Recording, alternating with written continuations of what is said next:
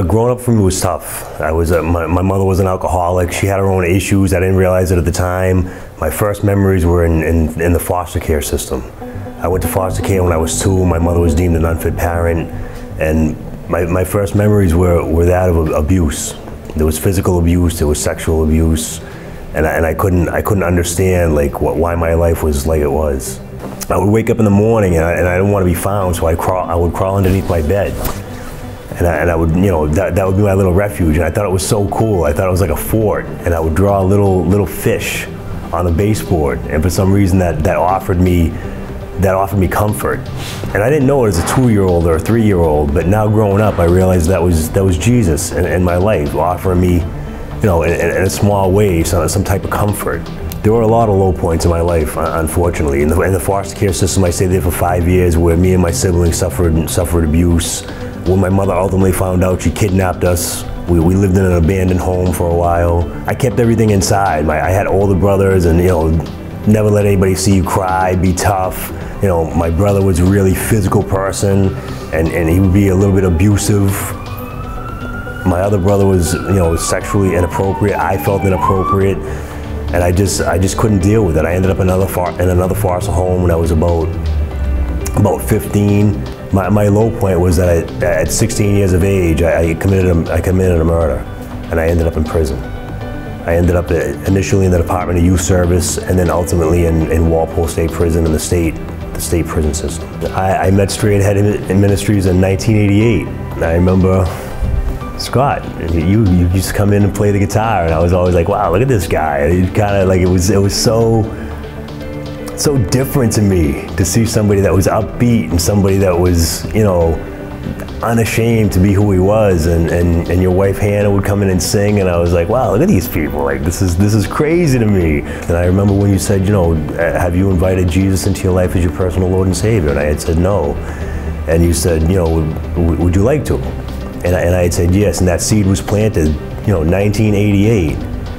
I didn't know what it meant. Still, I didn't know what it meant. I thought it was going to be like instantaneous. Something was going to change, and I was going to be like, oh, everything's going to get miraculous in my life, and everything's going to get better.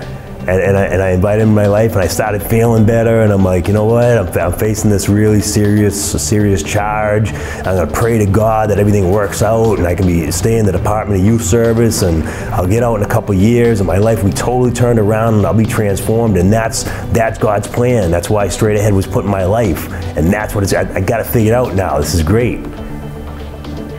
And then I went to court, and ultimately they said, no, you're gonna spend the rest of your life in Walpole State Prison. That was a sentence that was imposed upon me. I went to Walpole when I was 17, and I was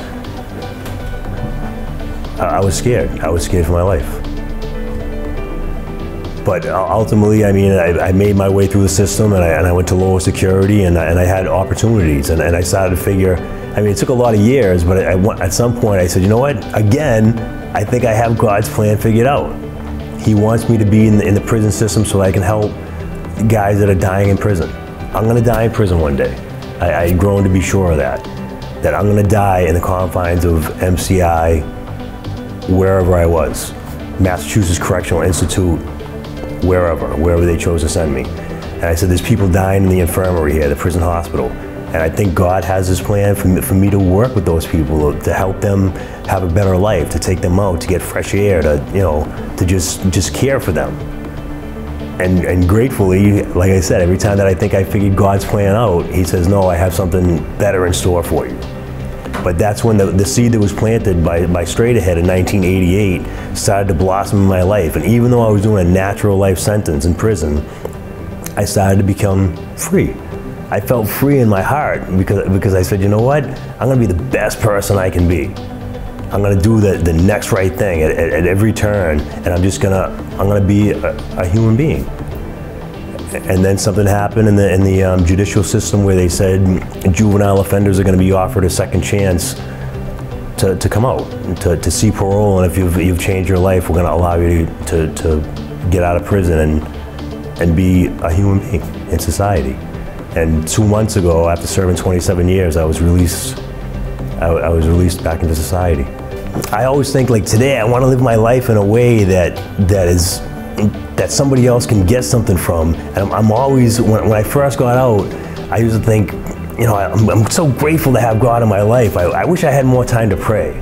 Like in the morning, I'm getting ready to go to work, I'm doing this, I'm doing that. I wish I had more time to pray. And my friend Alfredo, I live in a sober house, and he used to drive me around, and him and his son used to sit in the car, he said, and his son Jake would say, all right, it's time to pray. And I was thinking, wow, it's like you're in the car, you can't go anywhere. It's time, it's a little 9-year-old says it's time to pray, and he says his little prayer, and he, you know, asks his dad, you want to add anything? He asked me if I want to add anything. I just, that is so powerful to me that a little 9-year-old taught me, you know, you find the time to pray. So I just want to live my life in a way where I never know who's watching, but somebody's going to see something in me and say that, you know what, I want to be a little bit more like that guy. Because growing up, I lived a life where if somebody wanted to be like me, I would be ashamed of that today. And today I look at myself where if somebody wants to be like me, that's a good thing. I'm proud of that.